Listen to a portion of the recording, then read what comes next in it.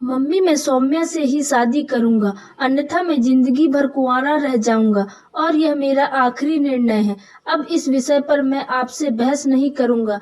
तभी अजय की मम्मी ने कहा, बेटा तू समझता क्यों नहीं है? हमने तेरे सामने सौम्या की जन्म कुंडली पंडित जी को दिखाई थी ना, और उन्होंने मांगलिक दोष बताया है सौम्या की कुंडली में। अब तू बता, सब कुछ पता होते हुए हम तेरी शादी एक मांगलिक लड़की से कैसे कर दें?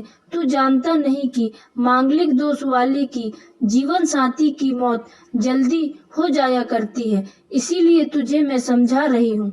तू भूल जा सौम्या को। राधा जी ने अजय को बहुत समझाया। फिर अजय ने कहा कि जब मैंने सौम्या से प्यार किया था, तब मैंने प्यार करते हुए जन्म कुंडली का मिलान नहीं किया था, ना ही मैंने इन मिलानों को मानता हूँ। इसीलिए अब बस मैं शादी करूंगा तो सिर्फ सौम्या से, और यह मेरा आखिरी फैसला है। आखिर राधा जी को अपने बेटे की जिद के आगे झुकना पड़ा और पंडित जी के द्वारा बताए गए अनुसार सौम्या के मंगल दोष को दूर करने के लिए अजय से शादी करने से पहले सौम्या की शादी एक पेड़ के साथ करवाई गई और उसके बाद सौम्या की शादी अजय से करवाई गई। सौम्या दुल्हन बनकर अजय के घर आई, पर राधा जी को सौम्या का मांगलिक होना अभी भी खटक रहा था और राधा जी उसे दिल से नहीं अपना पा रही थी, और घर में कुछ भी परेशानी आती तो उसका दोष सौम्या को ही दिया जाता। लेकिन सौम्या पढ़ी लिखी संस्कारी लड़की थी और वह अपनी सास से मिले बेवजह आरोपों को अपने दिल से नहीं लगाती थी, और ऐसे ही ससुराल में उसके दिन कट रहे थे। एक दिन अजय ऑफिस से जल्दी घर आ जाता है। तब राधा जी ने उससे पूछा, बेटा आज जल्दी कैसे आ गया? तब उसने बताया, माँ आज सुबह से ही सिर दर्द हो रहा है, इसीलिए ऑफिस में काम करने की हिम्मत ही नहीं हुई मेरी। तब राधा जी ने कहा, चल बेटा जल्दी कर, हमें डॉक्टर के पास चलना चाहिए। तब अजय और राधा जी डॉक्टर को दिखाने गए। डॉक्टर को दिखाने के बाद मालूम पड़ा कि अजय को पीलिया हो गया है, और दोनों जैसे ही घर लौटे राधा जी ने घर को सिर पर उठा लिया और कहने लगी, जब से यह लड़की हमारे घर में आई है तब से हमारे घर में परेशानी और बीमारियां भी साथ लेकर आई है। इसके कदम ही अशुभ हैं। अब देखो इसका मांगलिक दोष हमारे बेटे पर भी असर करने लगा है। कल को अगर मेरी बेटी को कुछ हो गया तो कौन जिम्मेदार होगा? तभी सौम्या ने कहा, मम्मी जी प्लीज, और कितना नीचा दिखाएंगी मुझे? आज तक मैं चुप रही क्योंकि पापा ने यही सिखाया था कि बड़ों के आगे ससुराल में जवाब मत देना, पर आज तो आपने हद ही कर दी है। अगर मैं आज नहीं बोली तो जिंदगी भर खुद को माफ नहीं कर पाऊंगी।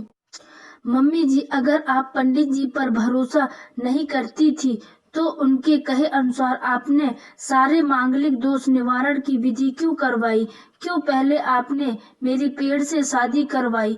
दोष मेरा मांगलिक होना नहीं है, बल्कि दोष तो मेरा आपकी बहू होना है, क्योंकि घर में जाने अनजाने में कुछ भी परेशानियां आती हैं उसको आप मुझसे जोड़ देती हैं। और जब कोई सास अपनी बहू से सिर्फ नफरत कर रही होती है तब यह बहू दोष बेटे बहू को नहीं पूरे परिवार को परेशानी में डाल देता है, और इस बहू दोष से मुक्ति भी सिर्फ सास ही दिलवा सकती है। बहू को अपनी बहू माने, उसे दिल से अपनाए, उसे भी सम्मान दे और यह महसूस कराए कि वह भी इस परिवार का सदस्य। नहीं तो बहू दोष मांगलिक दोष से भी ज्यादा पीड़ादायक हो जाता है। सौम्या की कही हुई बातें राधा जी के दिल को झकझोर रही थी और उन्हें मन ही मन पश्चाताप भी हो रहा था। उस समय उन्होंने सौम्या को कुछ भी नहीं कहा। थोड़े दिन बाद अजय बिल्कुल ठीक हो गया और ऑफिस जाने लगा, और एक महीने बाद अजय की सैलरी भी बढ़ गई। तब उसने घर आकर इसका श्रेय सौम्या को दिया तो राधा जी बोली, हाँ सही है बेटा, तू तो सारा श्रेय बहू को ही देगा। तेरी माँ का आशीर्वाद भी तो तेरी प्रगति के पीछे रहता है। तेरे साथ तू तो मुझे श्रेय देना भूल ही गया। तब अजय ने कहा, माँ इस बार का मांगलिक दोष मुझ पर और मेरी तरक्की पर नहीं लगा, और माँ जब हम बुरी परेशानियों का श्रेय सौम्या को देते हैं तो अच्छे कामों का श्रेय भी तो सौम्या को ही देना चाहिए। तो इसीलिए आज का सारा श्रेय सौम्या को जाता है। अजय ने हंसते हुए कहा। तब सौम्या बोली, अजय तो क्या तुम भी मुझे ऐसा समझते हो? तब अजय ने कहा, नहीं सौम्या, बिल्कुल नहीं, बल्कि मैं तो माँ को यह समझाना चाह रहा हूँ कि सुख दुख हमारे जीवन का हिस्सा है और कभी जीवन में खुशियाँ आती हैं तो कभी गम भी आते हैं। इसके लिए हमें परिवार के सदस्य या अपनी बहू को दोष देना उचित नहीं है। तभी राधा जी बोली, बेटा सही कह रहा है तू, और तेरी तरक्की ही बहुत है। मुझे इस झूठे दोष से बाहर निकालने के लिए आज मैं यह कसम लेती हूँ कि आज के बाद मैं सौम्या को किसी भी बात का दोष नहीं दूंगी। यह सुनकर सौम्या आज बहुत खुश थी, क्योंकि आज उसको उसकी सास ने मांगलिक दोष के साथ साथ बहू दोष से भी मुक्ति दे दी थी।